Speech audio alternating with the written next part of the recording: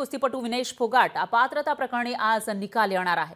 क्रीडा लवादाकडून अपात्रतेबाबतचा निकाल येणार आहे। तर 100 ग्रॅम वजन वाढल्याने विनेश फोगाटला अपात्र ठरवण्यात आलं होतं। फायनलमध्ये ती पोहोचलेली होती, मात्र फायनलच्या दिवशी 100 ग्रॅम वजन वाढल्याने विनेश फोगाटला अपात्र ठरवण्यात आलं। त्याचबरोबर तिला सिल्वर मेडलसाठी तिने एक मॅच जिंकलेली होती, त्यासाठी सुद्धा अपात्र ठरवण्यात आलं होतं। सिल्वर मेडल सुद्धा मिळालं नव्हतं आणि याच प्रकरणामध्ये आज आंतरराष्ट्रीय न्यायालयामध्ये सुनावणी होणार आहे। त्यामुळे माफ करा, निकाल येणार आहे। त्यामुळे हा निकाल नेमका काय असेल याकडे सर्व देशवासियांचं लक्ष लागलेलं आहे। कुस्तीपटू विनेश फोगाट अपात्रता प्रकरणी आज निकाल येणार आहे। तर याआधी सुद्धा निकाल येणार होता, मात्र तो निकाल लांबणीवर पडल्याचं पाहायला मिळालं होतं। त्यामुळे आजचा निकाल नेमका काय असेल याकडे संपूर्ण देशवासियांचं लक्ष आहे।